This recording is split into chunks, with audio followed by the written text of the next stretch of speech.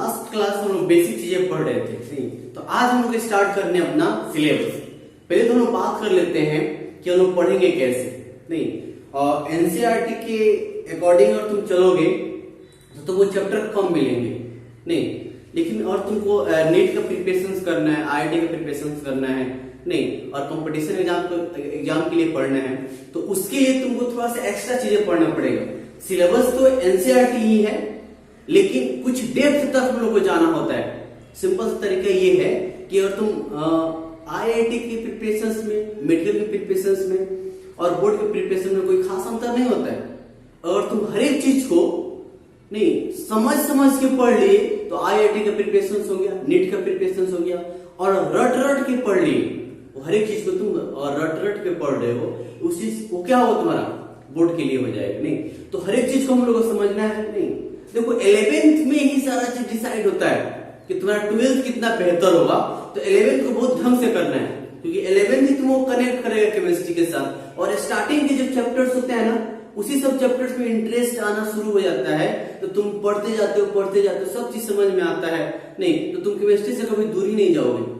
लेकिन स्टार्टिंग में तुम उसको इग्नोर करते चले जाओगे तो फिर क्या होगा, दिक्कत हो जाएगा। और केमिस्ट्री क्या स्कोरिंग सब्जेक्ट होता है किसी भी एग्जाम के लिए, बहुत आसान सब्जेक्ट होता है केमिस्ट्री। थोड़ा सा तुम मेहनत करोगे तो सारा चीज कर सकते हो। तो आज हम बात करते हैं थोड़ा सा सिलेबस का। नहीं तो देखो बाबू यहाँ पे देखो जैसे यहाँ पे ऑर्गेनिक है, 3 पार्ट्स होते हैं तुम्हारे मेनली। एक होता है ऑर्गेनिक, इनऑर्गेनिक और फिजिकल होता है। नहीं तो ऑर्गेनिक की अगर बात करें तो ऑर्गेनिक में तुम लोग सबसे पहले क्या पढ़ना है, नोमेनक्लेचर्स। उसके बाद तुम लोग पढ़ना है जीओसी, ये जीओसी जनरल ऑर्गेनिक केमिस्ट्री। ये तुमको बेतिया में नहीं पढ़ाया जाता है। इसको पढ़ने के लिए कम से कम तुमको 150 किलोमीटर दूर जाना पड़ेगा, तब जाकर तुम जीओसी पढ़ोगे और सीखोगे। और ये इतना इंपॉर्टेंट चीज होता है कि पूरे केमिस्ट्री में इसका जरूरत पड़ता है, पूरे ऑर्गेनिक केमिस्ट्री में इसका जरूरत पड़ता है जीओसी का। नहीं तो उसके बाद आता है रिएक्शन इंटरमीडिएट। आज तक तुम रिएक्शंस को रटते हो ना? नहीं हम लोग रटते हैं बाबू कि यहाँ पे तुम CH3 लिए हो, CH2 यहाँ पे Cl है, इस पे वाटर डाल दिए तो तुम याद करते हो, लेकिन इसको याद करने की जरूरत नहीं पड़ेगा। नहीं उस सब चीजों को हम लोग कहाँ डिस्कस करेंगे, कहाँ पे उसको हम लोग पढ़ते हैं रिएक्शन इंटरमीडिएट में, कि रिएक्शंस के बीच में क्या चीज बनता है, और रिएक्शन मैकेनिज्म में रिएक्शंस के बारे में पढ़ते हैं।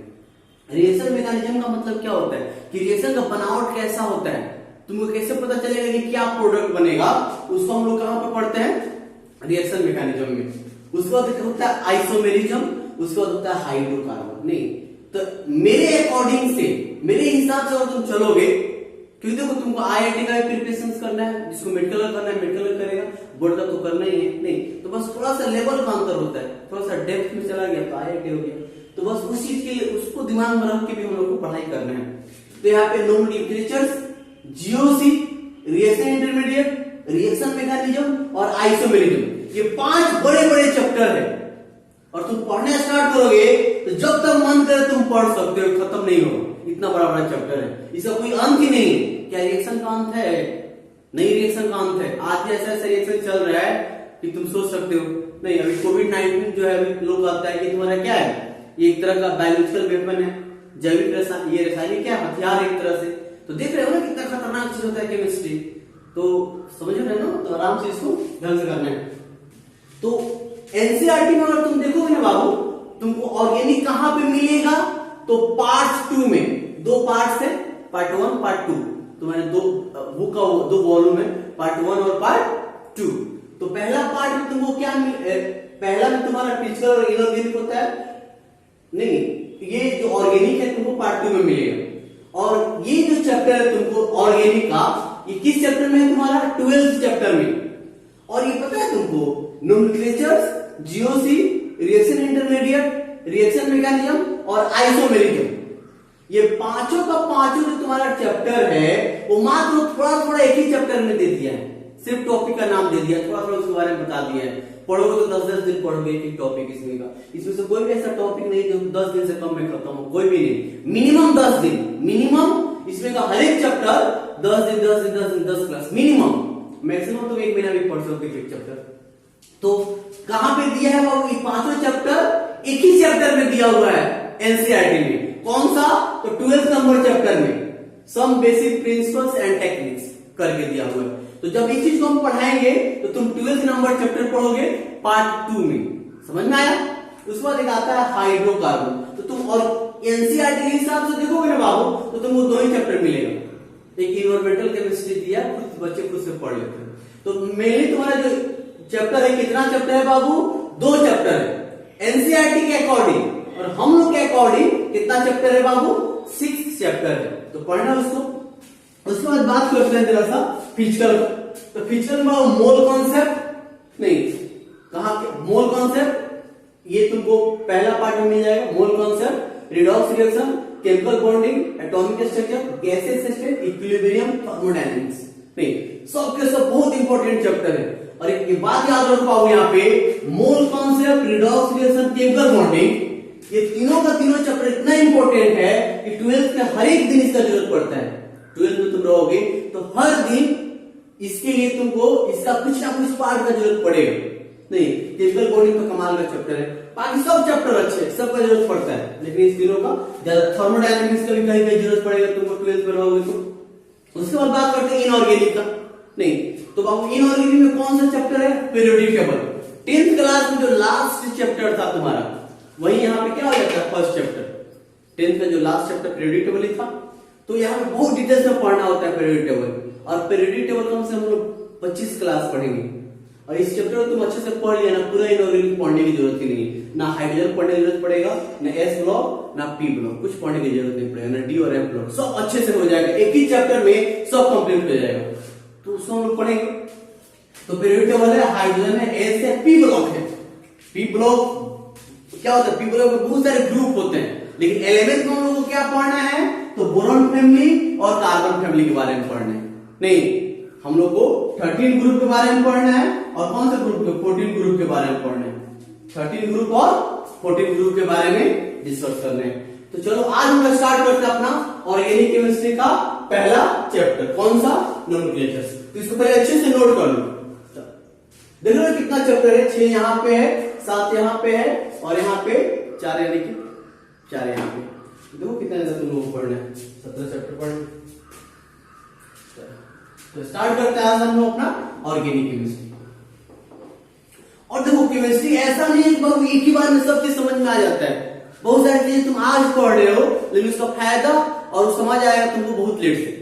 नहीं, बहुत सारी ऐसी चीजें होती है केमिस्ट्री में। तो केमिस्ट्री में क्या होता है बाबू, एक ही एटम तो हम लोग पढ़ते हैं 6-6 महीना, एक ही एटम के बारे में तो हम लोग पढ़ते हैं, एक ही उसके प्रॉपर्टीज, उसकी रिएक्टिविटी, उसकी डिस्कवरी, और भी बहुत सारी चीजें उसका होता है, वही सब चीज हम लोग पढ़ते हैं, उसका यूजेज पढ़ते हैं।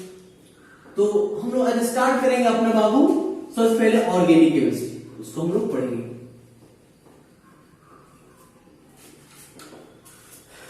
तो सबसे पहले हम बात करते हैं ऑर्गेनिक केमिस्ट्री होता क्या है। और हम लोग बात करें ऑर्गेनिक केमिस्ट्री की। ऑर्गेनिक केमिस्ट्री तो क्या होता क्या बाबू ऑर्गेनिक केमिस्ट्री। ऑर्गेनिक केमिस्ट्री में हम लोग किस चीज के बारे में पढ़ते हैं, तो बच्चा सब पता है कार्बन और हाइड्रोजन के बारे में।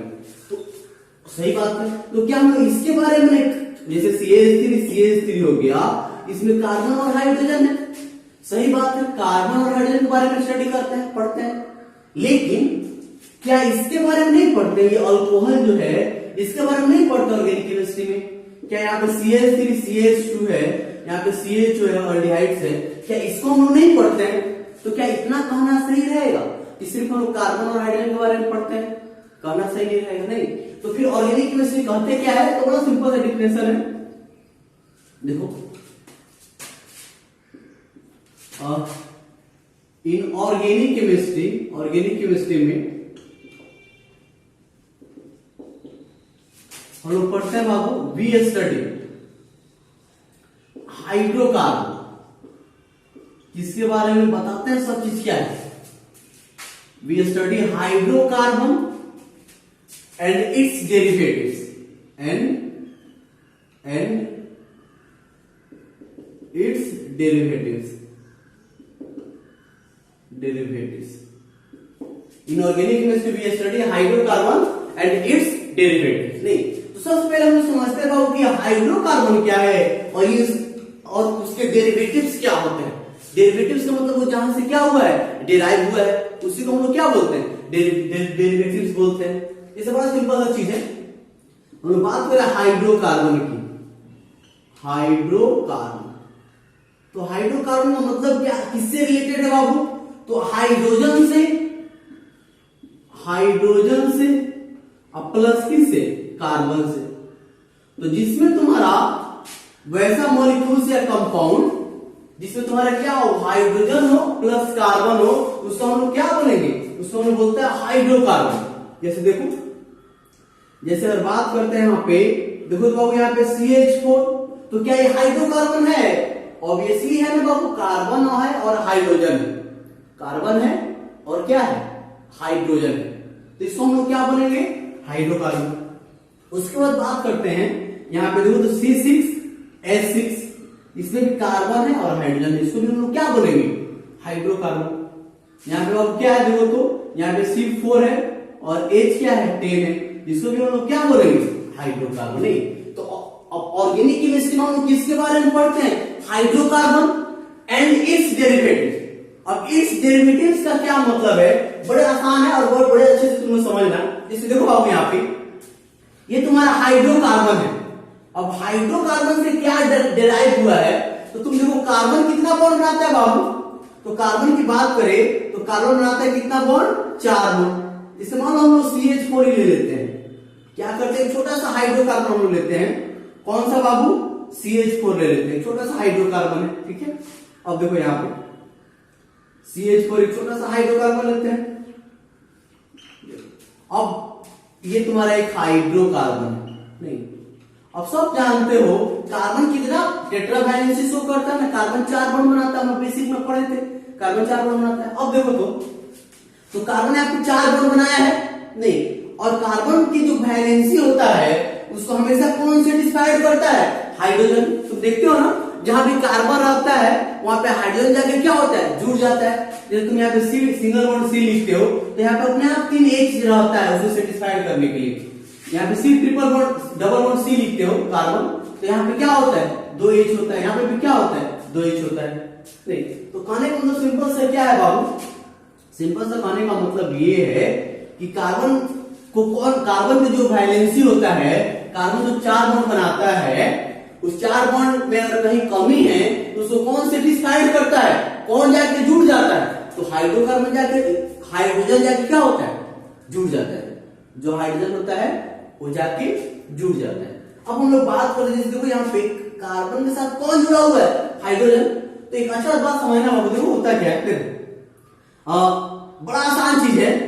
जैसे बाबू हम लोग कोई फंक्शनल ग्रुप लेके आते हैं, जैसे मान लो OH लेके आए, नहीं OH लेके आए या CHO लेके आए, तो या Cl लेके आए, और कोई फंक्शनल ग्रुप लेके आते हैं तो बड़ा आसानी से यहाँ से एक H गायब हो जाता है। यहाँ से H क्या होता है, अब कैसे निकलता है तुम सब सीखोगे, रिएक्शन जब कराओगे तो बड़ा आसानी से यहाँ से H निकल जाता है। यहाँ पे H था ना बाबू, जब कोई फंक्शनल ग्रुप आता है इसके पास, तो ऐसे समझो इसके पास कोई फंक्शनल ग्रुप आता है तो ये अपना H यहाँ से गायब हो जाता है, अब बॉन्ड छोड़ के गायब होता है। अब याद रखो बाबू, यहाँ पे ध्यान दो, इसको हम बोलते हैं फ्री बॉन्ड। कौन सा बॉन्ड बोलते हैं, फ्री बॉन्ड। अब फ्री बॉन्ड क्या मिलेगा, देखो तो एक फ्री बॉन्ड, यहाँ पे CH3 मिलेगा। अभी कार्बन एक बॉन्ड, कार्बन क्या हुआ यहाँ पे, H गायब हो गया। अब बड़ा आसानी से यहाँ पे क्या है, जुड़ सकता है, यहाँ पे हम जोड़ना चाहे OH को तो आपका OH क्या हो सकता है, जुड़ सकता है, तो यहाँ पे ये मिल जाएगा। मतलब ध्यान दो बाबू यहाँ पे, यहाँ से एक H को हम लोग गायब कर दी, इस साइन का मतलब होता है H को रिमूव करना, H को निकाल दिए, उसके बाद क्या मिलेगा, CH3 नहीं मिलेगा भाई, एक फ्री बॉन्ड और CH3 मिलेगा, और वहां पर हम क्या जोड़ दे, OH जोड़ दे। तो इसको हम ऐसे लिख सकते क्या, CH3 फ्री बॉन्ड किधर लिख देते हैं, और यहाँ पे क्या आ गया, एक OH आ गया। फिर दूसरा अगर एक एग्जांपल लेते हैं, यहाँ से H को गायब करते हैं, अब क्या जोड़ देते हैं, CHO, तो H को गायब करो तो CH3 फ्री बॉन्ड, अब क्या जुड़ जाएगा, CHO। अच्छा एक और एग्जांपल, H को गायब करते हैं और Cl जोड़ देते तो क्या मिलेगा, CH3Cl।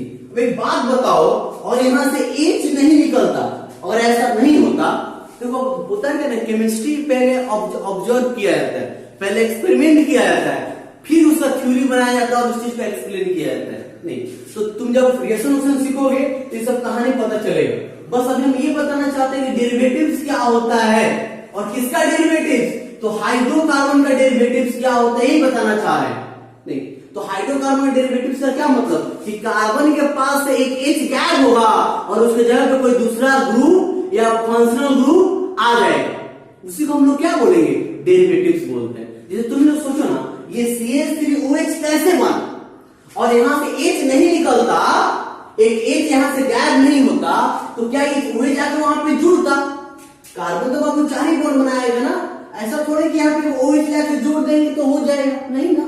तो यहां से H गैप करेंगे तो अपना आगे कोई OH जाके क्या होगा, कोई OH ग्रुप आके जुड़ेगा, है ना। अब देखो तो उससे CH जो है Cl है, तो और ये सब बना है तो किससे बना है, हाइड्रोकार्बन से। एक सबसे छोटा सा हम लोग हाइड्रोकार्बन लिए, तो अगर ये सब बना है तो किससे बना है, हाइड्रोकार्बन से। तो इसी को हम लोग क्या बोलते हैं बाबू, इसी को बोलते हैं हाइड्रोकार्बन का डेरिवेटिव। तो बहुत आसान चीज है। तो आज तुमसे कहीं कहीं तुमको दिखाई दे, जैसे देखो बाबू यहाँ पे, जैसे यहाँ पे लिखते हैं CH3 CH2 यहाँ पे OH, तो इसको भी ये कैसे बना होगा बाबू, तो यहाँ पे CH3 होगा, यहाँ पे CH3 होगा, नहीं अच्छा एक H को ऐसे लिख देते हैं, एक H ऐसे लिख देते हैं, तो क्या हुआ होगा, यहाँ से H निकल गया होगा, एक H निकल गया होगा, अब क्या आके जुड़ गया होगा OH, तो ये चीज तुम्हारा बन गया होगा। नहीं तो इसको भी हम लोग क्या बोलेंगे, हाइड्रोकार्बन का डेरिवेटिव।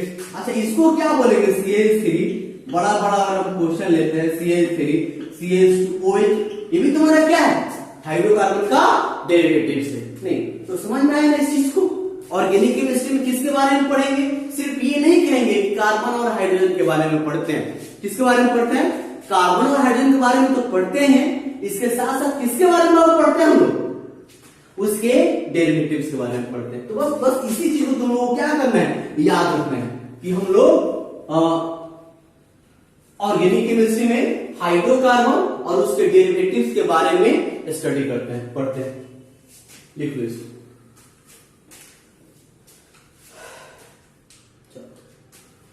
ये बाबू 12th नंबर चैप्टर में तुमको मिल जाएगा, second part 12th number chapter, उसको तुम आज खोलोगे, उसमें टॉपिक को थोड़ा सा देखोगे और अच्छे से आज से तुम लोग पढ़ोगे। बेसिक तुम लोग सब लोग पढ़ लिया है, जो नहीं पढ़ा होगा कृपया करके उसको तुम लोग पढ़ लेना, वो जरूरत है, उसका जरूरत पड़ेगा कहीं कहीं। इस कार्बन से कार्बन बनाता है, उसने हम बताया था कैसे बनाता है, ऐसे बहुत जरूरत है, वो जरूरत पड़ेगा। अब सबसे पहला जो टॉपिक हम लोग पढ़ना होता है इसमें, सबसे पहला टॉपिक तो वो होता है रिप्रेजेंटेशन ऑफ ऑर्गेनिक कंपाउंड। तुम जैसे तुम बुक खोलोगे ना बाबू, आज तक तुम क्या जानते हो, जैसे यहाँ पे CH3 है, यहाँ पे CH2 है, CH है, CH3 है, CH3 ऐसे, और तुम इसको ऐसे भी लिख सकते हो, ऐसे भी लिख सकते हो। नहीं इसी चीज को CH3 CH2 CH3 CH3 ऐसे भी लिख सकते हो, ये तीनों एक ही चीज है बाबू, ऐसे भी लिख सकते हो। या इसी चीज को कैसे लिख सकते हो, देखो तो यहाँ पे इसी को लिख सकते हो C5H12। नहीं तो ये सब ऑर्गेनिक कंपाउंड है कि नहीं, पहले ये बताओ, है ना सब के सब ऑर्गेनिक कंपाउंड, ये सब के सब क्या है बाबू, ये सब के सब ऑर्गेनिक कंपाउंड है। तो देख लो ना, एक ही चीज को ये लिखो, ऐसा लिखो, फिर ऐसा लिखो, या फिर ऐसा लिखो, या फिर ऐसा लिखो, नहीं तो तीनों का मतलब एक ही होता है, कहीं अंतर नहीं है भाई, ये कहीं अंतर नहीं। अब मान लो हम ऐसे लिख दिए, एक लाइन लिख दिए, अब तुम सोच रहा होगा सर क्या कर रहे हैं, बचपन में तो हम लोग पढ़ते थे, जब एकदम पढ़ाई स्टार्ट करते हैं तो हम लोग सीखते हैं ना, अब लाइन लिख के ऐसे सीखते हैं, नहीं ये लिखना सीखते हैं, सब चीज सीखते हैं। नहीं तो अब ये क्या सिखा रहे हैं, याद रखो तुम सबसे ज्यादा केमिस्ट्री में इसी चीज को यूज करोगे। नहीं इस सब का मतलब कैसे समझोगे, हम एक ऐसे की लाइन खींच दिए भाई, इसका ये ऑर्गेनिक केमिस्ट्री में बहुत भयानक कंपाउंड है, ये तुम कंपाउंड ऐसे लिख देते हो तो ये कुछ नहीं है बाबू, ये क्या है, कंपाउंड है। ऐसा नहीं है कि लाइन खींच दिए हैं तो कुछ, ये कुछ नहीं, ऐसा ही कुछ नहीं है, ऐसा बात नहीं है, ये कुछ ना कुछ चीजें है। तो क्या चीजें है नहीं, और कैसे चीज को तुम समझोगे, तो बस अच्छे से ध्यान देना, हम सब चीज समझाते हैं। तो पहले तो हम लोग को टॉपिक पढ़ना है, इसमें हेडिंग देना रिप्रेजेंटेशन ऑफ ऑर्गेनिक कंपाउंड। ये पहला हम लोग जो टॉपिक पढ़ना है, रिप्रेजेंटेशन का मतलब सूचित करना होता है, दिखाना। Representation of organic compound, organic compound नहीं, ऑर्गेनिक कंपाउंड को कैसे रिप्रेजेंट करते हैं, उसी चीज को हम लोग को पढ़ना है।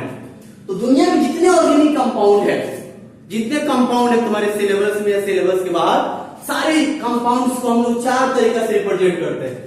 एक तो तुम्हारा होता है बाबू, पहला जो हम लोग बोलते हैं जिसको, एक होता है कंप्लीट स्ट्रक्चर फॉर्मूला, एक होता है, चलो हम लोग डायरेक्ट स्ट्रक्चरल फॉर्मूला से लिखते हैं, स्ट्रक्चरल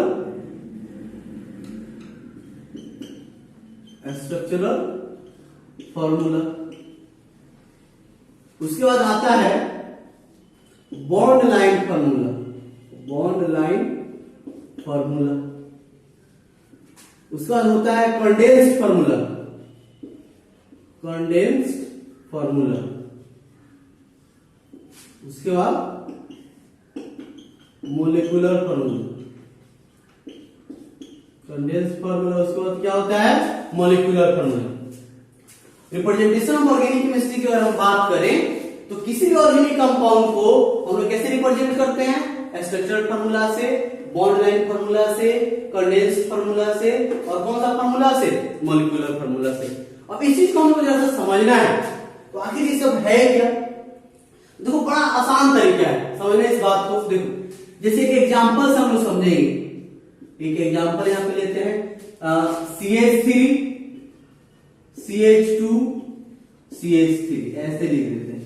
नहीं ऐसे क्या लिख दी, तुम चाहो, अच्छा कार्बन हम लोग स्ट्रक्चर बनाना सीखे थे ना स्ट्रक्चर बनाना। तो कार्बन की अगर हम बात करें बाबू, और हम लोग क्या बात करें, तो कार्बन कितना बॉन्ड बनाता है, 4 बॉन्ड बनाता है। नहीं देखो तो कैसे, अब देखो यहाँ पे, तो तुम इसको ऐसे लिख सकते हो क्या, देखो तो यहाँ पे या इसको लिखो तो C, यहाँ पे एक H और एक H, यहाँ पे भी C और एक H और एक H, यहाँ पे लिख सकते हो एक H और एक H, लिख दोगे ना। नहीं तो तुमको क्या लगता है, ऐसे लिख दिए हम लोग, तो कुछ तो नहीं किए। इस कार्बन से 3 हाइड्रोजन जुड़ा था, इस कार्बन से 3 हाइड्रोजन जुड़ा था, तो इस कार्बन से कितना हाइड्रोजन जोड़ दिए, 3। इस कार्बन से भी कितना हाइड्रोजन जुड़ा था, 2 है तो 2, यहां से भी क्या हो गया, तो ऊपर वाला लिखो या फिर नीचे वाला लिखो, बात क्या है बाबू तुम्हारा, ये दोनों सेम ही नहीं, और आसान है लिखना। लेकिन अगर बात ऐसा हो बाबू, ध्यान दो, बात ऐसा हो जैसे मान लो CH3 है, C है, CH3 है, CH3 है, यहाँ पे CH3 है यहाँ पे। अब इतना बड़ा कंपाउंड ही तुम्हारे सामने है, नहीं और इसको हम कहेंगे कि तुम इस तरह से लिखो। अच्छा एक चीज तुम बताओ बाबू, स्ट्रक्चरल फॉर्मूला से क्या समझते हो, और कहीं तुमको बोल दिया जाएगा स्ट्रक्चरल फॉर्मूला, तो स्ट्रक्चरल फॉर्मूला का मतलब क्या है, स्ट्रक्चरल फॉर्मूला का क्या मतलब होता है। तो देखो जैसे तुमसे पूछेंगे यहाँ पे H2SO4 है, ये क्या है बाबू, H2SO4 पूछेंगे कि बताओ तो इस फॉर्मूला में, इस कंपाउंड में सल्फर से कौन जुड़ा हुआ है, डायरेक्ट, सल्फर से डायरेक्ट कौन जुड़ा हुआ है, ऑक्सीजन या हाइड्रोजन। हम तुमसे पूछे कि बताओ बाबू इस सल्फर से डायरेक्ट कौन जुड़ा हुआ है, ऑक्सीजन या हाइड्रोजन, तो तुम लोग तो कहोगे सर इधर से ऑक्सीजन में जुड़ा दिख रहा है, इधर हाइड्रोजन में जुड़ा दिख रहा है सल्फर से, लेकिन ऐसा बात नहीं है। एग्जैक्ट कैसे पता चलेगा कौन जुड़ा हुआ है, तो इसका हम लोग स्ट्रक्चर बनाएंगे। तो स्ट्रक्चर बनाओगे कैसे पता चलेगा, बताया था ना, जिसका संख्या कम होगा उसको बीच में रखेंगे, तो सल्फर को बीच में, कितना ऑक्सीजन है, 4, तो एक ऑक्सीजन ऊपर नीचे दाएं बाएं, और उसके बाद एक लगाए, देखो बॉन्ड उसके बाद बनाएंगे। देखो तो अब पता चला ना बाबू, सल्फर से डायरेक्ट कौन जुड़ा हुआ है, ऑक्सीजन। क्या हाइड्रोजन सल्फर से जुड़ा है डायरेक्ट, नहीं जुड़ा हुआ है। अगर बात करो तो इस सल्फर से कौन जुड़ा हुआ है, ऑक्सीजन। अच्छा कैसे पता चला कि सल्फर से कौन जुड़ा हुआ है, तो तुम लोग को पता चला कि स्ट्रक्चर जब बनाए तब पता चला। तो हम लोग कह सकते हैं कि स्ट्रक्चर फॉर्मूला इसका ये है, ये इसका क्या है, स्ट्रक्चर फॉर्मूला है। तो स्ट्रक्चर फॉर्मूला क्या बताया तुमको कि कौन किससे कैसे कनेक्ट है। स्ट्रक्चर फॉर्मूला तुमको क्या बताता है, सिंपल सा कनेक्टिविटी ऑफ एटम बताता है। स्ट्रक्चर फॉर्मूला का मतलब ये होता है कि कौन किससे कैसे कनेक्ट है। नहीं, structure formula define connectivity of atom, atom के कनेक्टिविटी को बताता है, मतलब कौन किससे जुड़ा है। और ये चीज तुमको बताना है, तुमको क्या बनाना पड़ेगा बाबू, उसका स्ट्रक्चर बनाना पड़ेगा। तो स्ट्रक्चर फॉर्मूला यही है ना, नीचे वाला जो तुमको दिख रहा है। अब बात करते हैं इसका स्ट्रक्चर फॉर्मूला बनाओ, तो तुम लोग क्या सोचोगे, देखो इस कार्बन से क्या जुड़ा हुआ है, कितना एच जुड़ा हुआ है, 1 2 3, फिर आ जाओ यहाँ पे कार्बन, फिर ऊपर चलो कार्बन, इस कार्बन से इधर क्या है CH3, तो CH3 लिखो। अच्छा ऊपर भी क्या है CH3, अब नीचे इधर भी क्या है CH3। अच्छा इधर देखो तो फिर इधर चलो CH। अब देखो कितना लेंथी नहीं लग रहा है ये। फिर नीचे जाओ CH, मतलब थोड़ा सा अजीब भयानक नहीं लग रहा है तुम लोग को, नहीं। तो सिंपल सा क्या कहा गया बाबू कि ऐसे हर एक एटम का अपना अपना बॉन्ड दिखाई दे, हर एक एटम का अपना अपना क्या दिखाई दे, बॉन्ड दिखाई दे। जैसे इस एटम का हाइड्रोजन का सिंगल बॉन्ड बनाया है, कार्बन यहाँ पे 4 बॉन्ड बनाया है, सब एटम्स का बॉन्ड दिखाई देगा, तो उसको हम लोग बोलेंगे कंप्लीट स्ट्रक्चरल फार्मूला। यानी कि इसमें देखो तो ये कंप्लीट स्ट्रक्चर फार्मूला है कि ये है, तो ये तो कंप्लीट स्ट्रक्चर फार्मूला है, सबका बॉन्ड दिखाई दे रहा है। अच्छा इस दोनों में, और हम ये प्रोपेन की बात करें, नाम लिखना वही तो हम लोग सीखना है, पहले कुछ बात सीख लेते हैं फिर हम लोग नाम लिखना सीखेंगे। तो यहाँ पे अगर हम बात करें, देखो तो इसमें हम लोग क्या बात करेंगे, ये दोनों में कौन तुम्हारा कंप्लीट स्ट्रक्चर फार्मूला है, तो ये तुम्हारा क्या है, कंप्लीट स्ट्रक्चर फार्मूला है। एक बात से तुम लोग याद रखना, एक और चीज, हम लोग किसी को अलग अलग तरीका से क्यों रिप्रेजेंट करते हैं। हम लोग जैसे लैंग्वेज भी होता है, हम लोग अलग अलग लैंग्वेज क्यों सीखते हैं, क्योंकि हमारे बात को सामने वाला अच्छे से समझ ले, जिस भाषा में समझना चाहिए उसको समझा सके। तो उसी तरह से इसमें जो आसान होगा उसी को हम लोग लिखेंगे, नहीं जो आसान होगा। हम केमिस्ट ने क्या किया, साइंटिस्ट लोगों ने क्या किया, ये क्यों बनाया, चार एक ही चीज को 4 तरीका से क्यों लिखा जाता है, क्योंकि जो तरीका तुमको आसान लगे वो तरीका तुमको यूज करना है। नहीं तो सबसे ज्यादा हम यूज करते हैं बॉन्ड लाइन फार्मूला, देखेंगे। तो बाबू पहले तो याद रखना तुम लोग, इसको हम लोग क्या बोलेंगे, इसको बोलते हैं कंप्लीट स्ट्रक्चरल फार्मूला, इसको बोलते हैं कंप्लीट स्ट्रक्चरल फार्मूला। अच्छा ऊपर और एक एक बॉन्ड दिखाई दे रहा है, CH3 CH2 और ऐसे दिखाई देगा, तो इसको बोलेंगे हम लोग स्ट्रक्चरल फार्मूला, इसको क्या बोलेंगे हम लोग, स्ट्रक्चरल फार्मूला। अच्छा इसी को हम लोग कैसे लिख सकते हैं बाबू, एक और तरीका लिखने का, ये स्टार देखिए क्वेश्चन में समझो, नहीं उसको ऐसे भी लिख सकते हैं। एक और तरीका लिखने का, कैसे लिखेंगे, बॉन्ड लाइन। एक और तरीका कौन सा होता है, बॉन्ड लाइन फार्मूला। और बॉन्ड लाइन कैसे समझते हैं, देखो तो बॉन्ड तो समझ में आ रहा है ना, ये जो तुमको बॉन्ड दिख रहा है वही है। लाइन का मतलब क्या है, एक लाइन खींचना है तुमको और सारा कहानी समझ में आ जाए, उसी को हम लोग क्या बोलेंगे, बॉन्ड लाइन फार्मूला।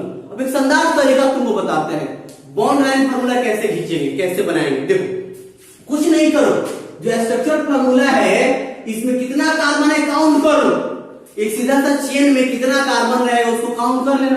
तो इस कार्बन में इस देखो ध्यान को,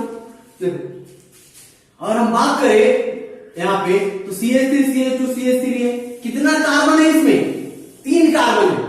कितना कार्बन है बाबू, 3 कार्बन है। तो जितना कार्बन रहेगा ना उससे एक कम टेढ़ा मेढ़ा लाइन खींच लेना है। जितना कार्बन रहेगा सीधा चेन में, कार्बन के सीधा चेन में, ब्रांच वाला चेन में नहीं, कार्बन के सीधा चेन में जितना कार्बन रहेगा उसको काउंट कर लेंगे। तो इसमें तो ब्रांच है नहीं, सीधा कार्बन है। कितना कार्बन है, 1 2 3। जितना कार्बन रहेगा उससे एक कम लाइन खींचना है, टेढ़ा मेढ़ा। कैसे, थोड़ा सा लगे कि हाँ घूम फिर रहा है, तो 3 कार्बन है तो 2 लाइन खींचेंगे, 1 नहीं, अब लाइन खींचना तो अच्छे से खींचना, 1 और 2। अब एक बात याद रखना बाबू, अब देखो कितना कार्बन था, 3, कितना लाइन खींची, 1 और 2, 1 और 2। अब समझो अच्छे से बाबू, देखो ये तुमको लाइन दिखाई दे रहा है ना, ये लाइन नहीं, इसका कुछ मतलब जहां पे स्टार्ट करते हैं जहां पे स्टार्ट करते हैं वहां पे कार्बन, जहां पे मुड़ता है वहां पे कार्बन, और जहां खत्म होता है वहां पे कार्बन। जैसे हम लोगों को यहाँ पे अगर ऐसे खींच दिए हैं ऐसे ऐसे, तो इसमें कितना कार्बन तुमको दिखाई दे रहा है? तो जहां स्टार्ट करते हैं वहां पे कार्बन, और जहां जहां मुड़ा रहता है, जहां जहां बेंट हुआ रहता है वहां पे कार्बन। तो यहाँ पे कार्बन, एक कार्बन यहाँ पे, एक कार्बन यहाँ पे, एक कार्बन यहाँ पे और एक कार्बन यहाँ पे। कितना कार्बन है इसमें? 5 कार्बन। तो हम समझ लेंगे ना इसमें कितना कार्बन है? 3 कार्बन। तो सही तो है, इसमें भी तो 3 ही कार्बन है। अब बात है कि सर ये तो समझ में आ गया, सही बात है कि कितना कार्बन है तो हम लोग समझ लिए, क्योंकि जहां शुरू होगा वहां पे कार्बन, जहां खत्म होगा वहां पे कार्बन, जहां जहां मुड़ा होगा वहां पे कार्बन होगा। ये चीज तो समझ में आ गया। अब बात है हाइड्रोजन कैसे पहचानेंगे? तो कार्बन कितना बॉन्ड बनाता है? 4 बॉन्ड। कार्बन कितना बॉन्ड बनाता है बाबू? 4 बॉन्ड। अच्छा, ये कार्बन अगर है तो इसका ये भी कार्बन है, इस दोनों के बीच में कितना बॉन्ड दिखाई दे रहा है तुमको? 1 बॉन्ड दिखाई दे रहा है। इसका मतलब यहाँ पे 3 और H छुपा हुआ है। यहाँ पे कितना H और छुपा हुआ है? 3 H छुपा हुआ है। अच्छा, ये जो कार्बन है तो सही तो बात है बाबू, 3 H नहीं है। ये कार्बन कितना बॉन्ड बनाया है? एक इधर एक इधर। तो यहाँ पे कितना चाहिए? और कार्बन को 4 बॉन्ड बनाना है तो 2 H छुपा हुआ है। इस कार्बन की भी बात करें तो कार्बन यहाँ पे सिंगल बॉन्ड बनाया है तो कितना H छुपा हुआ है? 3 H छुपा हुआ है। नहीं तो समझ में आ गया? इसी को बोलते हैं बॉन्ड लाइन फार्मूला। इसको क्या बोलेंगे? Bond line formula. अच्छा, अब कॉन्डेंस लिखना है, इसी को एक और तरीका है कॉन्डेंस फार्मूला। अब कॉन्डेंस का मतलब क्या होता है? कॉन्डेंस का मतलब होता है छोटा करना। जैसे मान लो बोले कार्बन को छोटा करो तो क्या करो? कार्बन का आधा काट दोगे। कॉन्डेंस का मतलब होता है छोटा से छोटा रूप में उसको दिखाना है। तो बड़ा सिंपल सा तरीका देखो, अभी हम स्टार्ट किए ना, 2-4 एग्जांपल में सब क्लियर होगा। अब देखो कैसे। अब यहाँ पे CH3 छोटा करना है ना, बड़ा आसान है। बॉन्ड को मत दिखाना। जब कंपाउंड को लिखने जाना तो ये जो बॉन्ड दिख रहा है ना बाबू, इसको मत दिखाना। देखो तो CH3 बॉन्ड गायब करो, बॉन्ड को नहीं दिखाना है। CH2 इसको भी नहीं दिखाना है, CH3। तो इसको हम लोग क्या बोलेंगे? Condensed formula. Condensed formula. अच्छा, एक लास्ट है। एक लास्ट कौन सा है बाबू तुम्हारा? Molecular formula. तो ये तो आसान होता है, simplest ratio of atoms in A molecules को हम लोग मॉलिक्यूलर फार्मूला बोलते हैं। तो देखो तो इसमें क्या होता है? कितना कार्बन कितना है बाबू इसमें? एक और तरीका है, कार्बन 3 है, C3H कितना है? 6 और 2 8, यानी कि H 8 है। तो इसी को हम लोग क्या बोलते हैं? Molecular formula. इसको हम लोग क्या बोलते हैं? Molecular formula. तो एक स्टार देना। अब बात को समझो, देखो 2-3 क्वेश्चन और करेंगे, कम से कम हम लोग 10 क्वेश्चन करेंगे इस पे, तो समझ में आएगा। तो थोड़ा सा जल्दी करते हैं हम लोग। देखो ये CH3 CH2 CH3 structure formula, और ये तुम्हारा उसी को हम लोग इस तरह से भी लिख सकते हैं, ऐसे लिख सकते हैं, ऐसे लिख सकते हैं, और कैसे लिख सकते हैं? ऐसे लिख सकते हैं। सबका एक अलग अलग मीनिंग है, नहीं? तो नोट करो इसको, आगे हम लोग एग्जांपल और देखते हैं, क्योंकि इतना से कंफर्ट चलेगा, हम लोग को सारा कंपाउंड को सीख लेना है। तो लिखो सब अच्छे से नोट बनाना है, तुम लोग सब नोट्स बनाना है, अच्छे से सबको नोट करना है। आप चलो देखो, हम लोग ना कंप्लीट स्ट्रक्चर तब लिखेंगे जब कहेगा, जब कंप्लीट स्ट्रक्चर तब लिखेंगे जब कहेगा। हम लोग सिर्फ 4 ही लिखेंगे, स्ट्रक्चर फार्मूला, कंप्लीट स्ट्रक्चर जब कहेगा तभी लिखेंगे। तो चलो देखते हैं। अब कुछ एग्जांपल हम लोग करना शुरू करते हैं। इसको तुम लोग बनाओ तो CH3 CH2 CH CH3, और यहाँ पे क्या है? नीचे लिख देते हैं, चलो CH3 CH3। ये कौन सा फार्मूला पहले देख के बता दो भाई लोग, ये कौन सा फार्मूला बताओ तो ये फार्मूला कौन सा है? फार्मूला है तुम्हारा, इसको बोलेंगे ये स्ट्रक्चर फार्मूला है। इसको क्या बोलेंगे? स्ट्रक्चर फार्मूला है। अब हम लोग को लिखना क्या है बाबू?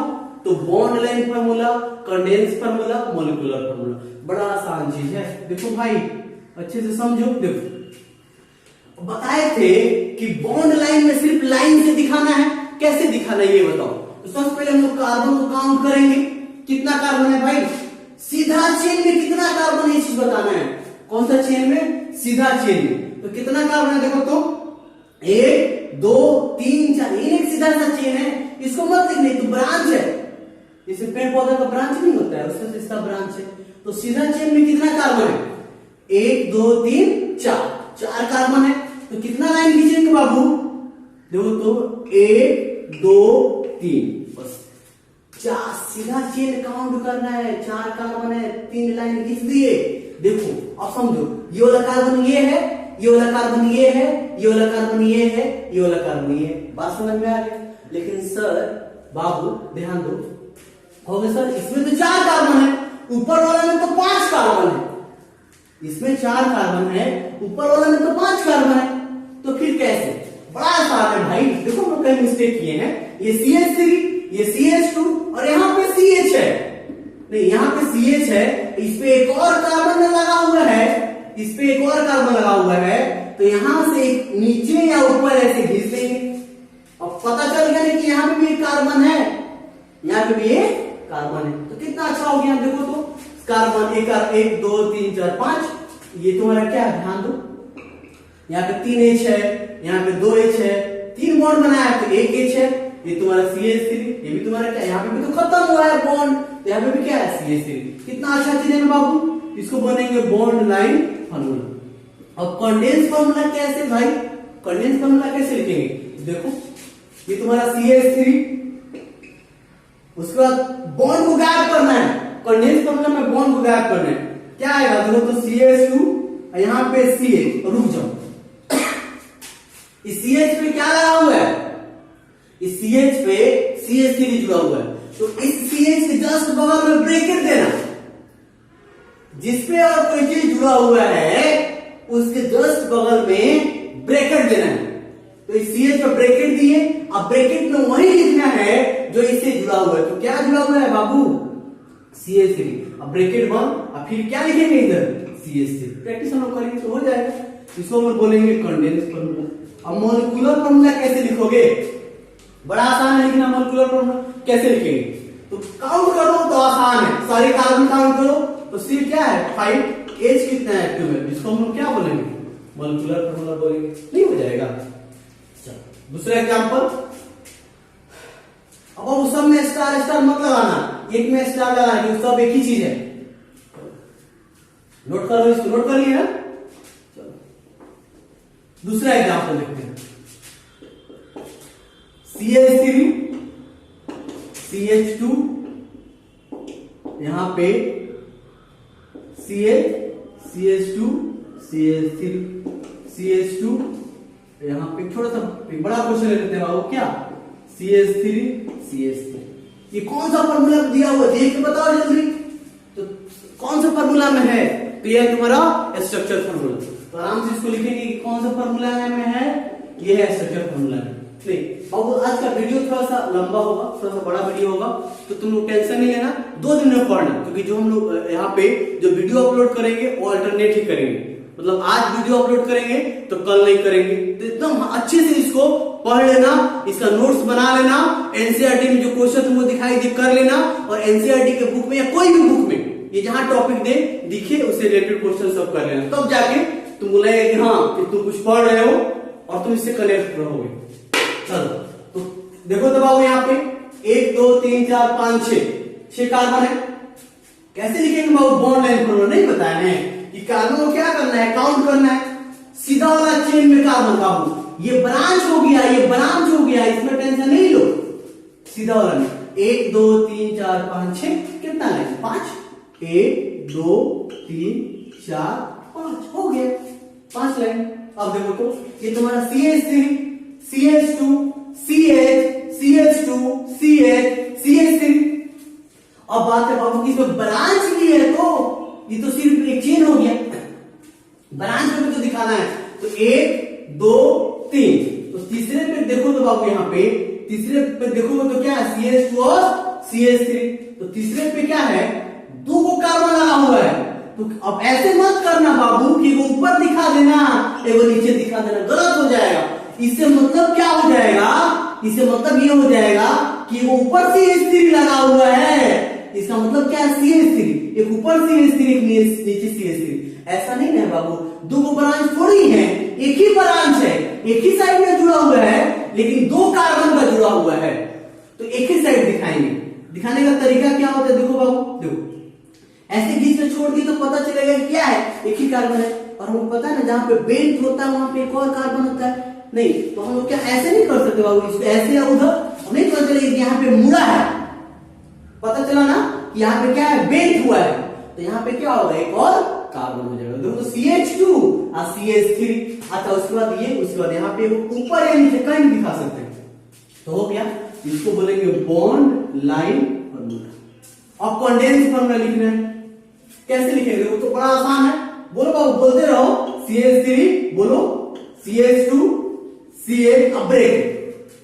इसको क्या, अच्छा कंडेंस का मतलब है कि छोटा करना है। कंडेंस का मतलब क्या है, छोटा करना है। अब छोटा कैसे हुआ देखो तो यहाँ पे 2 कार्बन है, इसको हम लोग नहीं लिख सकते हैं। देखो तो कैसे, इसको हम लिख सकते हैं C2, 2 कार्बन तो C2 और H कितना है 5। तो क्या लिखेंगे बाबू इसको, C2H5, या ऐसे भी लिख सकते हो CH2 CH3, लेकिन ज्यादा अच्छा लगता है C2H5 लिखो। छोटा कर रहे हैं भाई, तो छोटा कैसे होगा, एक साथ लिखेंगे। अच्छा उसके बाद क्या होगा तो CH2 और उसके बाद क्या है CH, इसको ब्रैकेट देंगे, यहाँ पे लिखेंगे CH3 और CH3, इसको बोलेंगे कंडेंस फॉर्मूला। और उसको बताओ इसको मोलिकुलर फॉर्मूला कैसे लिखोगे। कार्बन कितना है, 1 2 3 4 5 6 7 8 9 10। कार्बन कितना है बाबू, 1 2 3 4 5 6 7 8 9, तो C9। और H कितना है बाबू, अल्केन है, C9 तो H कितना आएगा यहाँ पे, H20। चलो नोट करो अच्छे से, हर एक एग्जांपल नोट करना है, क्योंकि हर एक एग्जांपल में कुछ ना कुछ बात है। तो चलो देखिए नेक्स्ट एग्जांपल चलते हैं। और थोड़ा सा हम लोग कहानी को चेंज करते हैं। देखो अब थोड़ा सा इंपॉर्टेंट कुछ क्वेश्चन, CH3, चलो अब बात को समझना बाबू, CH3 CH3 CH3। अब आ रहा है क्वेश्चन दे रहे नहीं, अब ये कौन सा फॉर्मूला में है बताओ, ये है तुम्हारा स्ट्रक्चर फॉर्मूला। नहीं तो जरा से प्रैक्टिस करो तुम लोग, ये तुम्हारा कौन सा फॉर्मूला है, स्ट्रक्चर फॉर्मूला है। तो इसको थोड़ा सा कोशिश करो, तो करो कोशिश, कैसे करोगे ध्यान दो, देखो तो करेंगे क्या बाबू, तो यहां पे CH3 देखो कैसे बनाएंगे, ध्यान दो। तो 1 2 3 सीधा सा चेन में काम करो, 3 कार्बन है, तो 1 3 कार्बन से कितना लाइन, 2 लाइन। जितना सीधा चेन में जितना कार्बन रहेगा उससे एक कम टेढ़ा मेढ़ा लाइन खींचेंगे। तो कितना कार्बन है, 3 कार्बन है, कितना लाइन खींचेंगे, 2 लाइन खींचेंगे। अब देखो बाबू ये तुम्हारा CH3, अच्छी बात है, ये C है, इस पे 2 गुना सब्स्टिट्यूएंट लगा हुआ है, 2 गुना ब्रांच लगा हुआ है। तो एक ऊपर दिखाएंगे ऐसे और एक नीचे दिखाएंगे। या बाबू तुम चाहो ना तो इसी को तुम चाहो तो ऐसे लिख सकते हो। एक और तरीका लिखने का बड़ा आसान है, देखो कुछ नहीं, ये दोनों को सीधा कर दो, ऐसे भी लिख सकते हो, ऐसे भी लिख सकते हो। यहाँ पे तुम्हारा एक CH3, यहाँ पे क्रॉस हुआ है ना, वही तो चीज है, तो यहाँ पे भी क्या है, कार्बन है, तो ऐसे भी लिख सकते हो। तो तुम्हारा कौन सा फॉर्मूला है, बॉन्ड लाइन फॉर्मूला। अब देखो कंडेंस फॉर्मूला कैसे लिखेंगे बाबू, ध्यान देना, इस दोनों एक ही इक्विवेलेंट स्ट्रक्चर है। कंडेंस फॉर्मूला कैसे लिखेंगे बताओ, तो देखो तो CH3 लिख सकते हो, CH3 और उसके बाद C। अब तो क्या देना है बाबू, 2 CH3 लगा है, 2 CH3, तो ब्रैकेट देंगे। आज क्या लिखेंगे, तो अब ये मत करना बाबू कि 2 का मतलब C2 कर लेना, वो एक ही साइड एक ही में था इसलिए जोड़े थे। इसके पहले वाला क्वेश्चन में क्या था, यहाँ पे CH2 CH3 था, तो एक ही में था इसलिए C2H5 लिखे थे। ये दोनों अलग अलग है, ये दोनों एक ऊपर है और एक नीचे है, तो यहाँ पे लिखेंगे ब्रैकेट देके, ब्रैकेट दिए, अब ब्रैकेट दे क्या लिखेंगे CH3। अच्छा ब्रैकेट को बंद करो, इस कार्बन पे कितना CH3 लगा हुआ है बाबू, एक ऊपर एक नीचे, तो यहाँ पे 2 लिखेंगे, ये इंपॉर्टेंट चीज है। उसके बाद क्या लिखेंगे CH3। अच्छा इसको एक और तरीका से लिख सकते हैं बाबू, कैसे जरा तो बताना, तो एक और तरीका से लिख सकते हैं। देखो जैसे अभी हम क्या बताएं कि इस कार्बन से 2 CH3 जुड़ा हुआ है, इस कार्बन से कितना CH3 जुड़ा हुआ है, 2 लिख दिए। अच्छा एक बात बताओ, ये भी तो तुम्हारा CH3 है, इसी कार्बन से जुड़ा हुआ है। अच्छा ये भी तो CH3 है, इसी कार्बन से जुड़ा हुआ है, तो क्या ऐसे नहीं लिख सकते हैं C? ये बहुत इंपॉर्टेंट है, ध्यान देना C। अब ब्रैकेट देके क्या लिखेंगे, यहाँ पे C लिखेंगे और ब्रैकेट देके क्या लिखेंगे, देखो तो बाबू CH3, कितना CH3 है तो 4। अब पॉइंट 2 ऐसे लिखा है CH3 का 4। इसका मतलब क्या है कि इस कार्बन से कितना CH3 जुड़ा हुआ है, तो इस कार्बन से 4 CH3 जुड़ा हुआ है। नहीं लिख सकते हैं, वही कहा जाता, तो बड़ा आसान है। देखो ये भी सही है, ये और देखो ना कितना छोटा हो गया, समझ रहे हो, कितना कम पेज इंक लगेगा तुम्हारा, कितना बचत होगा हमारा। नहीं वैसे भी देख रहे हो ना सब देश कितना परेशान है, तो सब चीज अब हम लोग को बचाना है और पहले से ज्यादा मेहनत करना है, एकदम इतना मेहनत करो कि मतलब समझ रहे हो ना। चलो तो ये चीज हो गई। और उसके बाद देखो मॉलिक्यूलर फॉर्मूला तो बहुत आसान है भाई, कार्बन को काउंट करो 1 2 3 4 5 C5 और H कितना हो जाएगा। सब अच्छे से नोट करना है, सबको मेरे व्हाट्सएप पे सबको भेजना है बाबू फेयर कॉपी का। इसका जो फेयर तुम तैयार करोगे मेरे पर्सनल व्हाट्सएप पे सबको क्या करना है, भेजना है, सेंड करना है, सारे एक एक क्वेश्चन सारे चीजें। हो गया, चलो लिख लो। उसके बाद 4 और एग्जाम्पल करते हैं, 4 से 5 एग्जाम्पल। उसके बाद ये अच्छे से तुम लोग उसके बाद क्वेश्चन बैठ के बनाना, उस क्वेश्चन हम दे भी देंगे। चलो उसके बाद समझो, देखो अच्छा ये वाला क्वेश्चन मेरा से करो तो CH2 एक अच्छा क्वेश्चन है। पहले तो जितना अच्छा क्वेश्चन है जो पूछता है और जिसमें कुछ बात है वो सब का सब हम बता दे रहे हैं।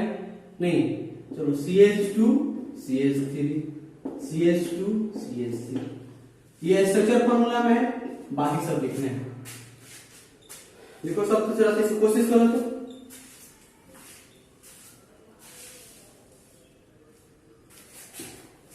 चलो लिखो तो कैसे लिखोगे, बड़ा सिंपल तरीका लिखने का। सीधा से चेन काउंट करो, चेन में कितना कार्बन है काउंट करो। बाबू कितना कार्बन है 5, तो 1 2 3 4 इंच दी। अच्छा पहला कार्बन, दूसरा कार्बन, तीसरा कार्बन, तीसरा पे ऊपर भी तो ऐसे लगा है ना बाबू, एक नीचे भी तो लगा हुआ है। नहीं अरे नीचे भी तो इस कार्बन से C2H5 है, 2 कार्बन का लगा हुआ तो लिखेंगे, या इसी को ऐसे भी नहीं लिख सकते। देखो तो देखो कैसे लिखेंगे बाबू, ध्यान दो 1 2 3 4 5, मतलब जैसा है वैसा ऐसे नहीं कर सकते क्या इसको। देखो तो ऐसे स्वास्तिक की तरह। अब इसका नाम पूछेगा तो मत बता देना स्वास्तिक नाम है, इसका नाम क्या होगा। देखो तो 3,3 डाइइथाइल पेंटेन, इसका हम नाम सीखेंगे। तो ऐसे भी लिख सकते हो, क्यों देखो ना बाबू, अच्छा बुक में ऐसे देता है। देखो ये कार्बन है CH3, देखो तो ऐसे मत करना, तुम पॉइंट मत देना, मैं समझा रहा है। CH3 CH2 CH2 CH3, फिर इस पे देखो तो ऊपर CH2 CH3 CH2 CH3, तो लिख सकते हैं ना। ये तुम्हारा कौन सा है, bond line formula. Condense formula कैसे लिखेंगे बताओ। तो कंडेंस फॉर्मूला बड़ा आसान है, देखो छोटा करना है। अच्छा ऐसे लिखो पहले आराम से CH3 CH2 C, अब ब्रैकेट देके देखो तो बाबू इसको हम लोग कह सकते हैं, एक साइड है तो लिख सकते हैं C2H5। अच्छा ऊपर भी तो एक है, इसको भी तो C2H5, तो C2H5 लिख सकते हैं। अब क्या देंगे बाबू यहाँ पे 2 C2H5, उसके बाद क्या होगा देखो तो यहाँ पे CH2 CH3। इसको एक और तरीका से लिख सकते हैं, कैसे समझो, जैसे उसमें था ना इसके पहले वाले एग्जांपल में एक कार्बन से 4 CH3 लगा था, तो इस यहाँ पे इस कार्बन यही कार्बन से नहीं बाबू, ये भी तो सेम है ना। अरे सब बहुत आसान हो जाएगा तुम्हारे लिए, ये भी तो कार्बन है, क्या है C2H5 पे, इधर भी क्या है C2H5 पे। तो एक कार्बन से कितना C2H5 लगा हुआ है देखो तो बाबू, तो C2H5 कितना है 1 2 3 4, तो क्या लिखेंगे यहाँ पे, तो तुम्हारा कंडेंस फॉर्मूला है। मॉलिक्यूलर फॉर्मूला क्या लिखोगे बाबू बताओ, कार्बन काउंट करो 1 2 3 4 5 6 7 8 9, नहीं तो C9H20, ये तुम्हारा मॉलिक्यूलर फॉर्मूला। मॉलिक्यूलर फॉर्मूला सबको लिख के काउंट करके एक जगह लिख देना। नोट करो इसको।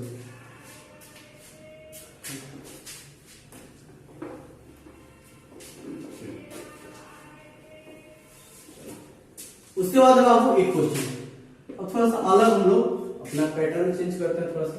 देखो यहाँ पे CH3 है, CH है, डबल बॉन्ड है, CH2 है। इसको बताना है कैसे करेंगे, बनाओ सब इसको। हो गया, बन गया हो। अब देखो तुम लोग बनाया होगा तो तुम क्या किया होगा, देखो तो बाबू ये तुम्हारा स्ट्रक्चर फॉर्मूला है। तुम लोग कहा हुआ सर 1 2 3 कार्बन है, ऐसे घिस दीजिए, बड़ी अच्छा बात है। तुम इसको ऐसे खींचे हो तो फिर अगर तुमको ये वाला क्वेश्चन देते तो तुम इसको भी कैसे करते, ऐसे करते, तो काम गड़बड़ हो जाता ना भाई। यहाँ पे डबल बॉन्ड है, ये अल्कीन है, ये अल्कीन है, तुम इसको भी अल्कीन बना दिए। ये अल्कीन का तो अल्कीन सही है, लेकिन ये गड़बड़ है ना, तो फिर क्या करेंगे, फिर कैसे पता चलेगा कि भाई ये अलग चीज है। नहीं, लेकिन इसको भी तुम ऐसे ही लिखोगे, इसको भी ऐसे ही लिखोगे, तो पता नहीं चलेगा तुम लिख किसको रहे हो, किसके बारे में तुमको पढ़ना है, क्या करना है। तो देखो बड़ा आसान चीज है, ध्यान दो, कुछ नहीं है, बहुत आसान चीज है। देखो कहीं भी डबल बॉन्ड आ जाए, कहीं भी क्या आ जाए, डबल बॉन्ड, या कहीं भी क्या आ जाए, ट्रिपल बॉन्ड आ जाए, डबल बॉन्ड आ जाए या ट्रिपल बॉन्ड, या कोई फंक्शनल ग्रुप आ जाए, कोई क्या आ जाए बाबू, फंक्शनल ग्रुप आ जाए, तो सबको दिखाते हैं, सबको रिप्रेजेंट करते हैं उसके अपने पोजीशन पे, सबको दिखाएंगे उसके पोजीशन पे, उसके जगह पे। नहीं, जहां पे डबल बॉन्ड होगा वहां पे डबल बॉन्ड लिखेंगे, जहां पे ट्रिपल बॉन्ड होगा वहां पे ट्रिपल बॉन्ड लिखेंगे, जहां पे फंक्शनल ग्रुप होगा वहां पे फंक्शनल ग्रुप लिखेंगे।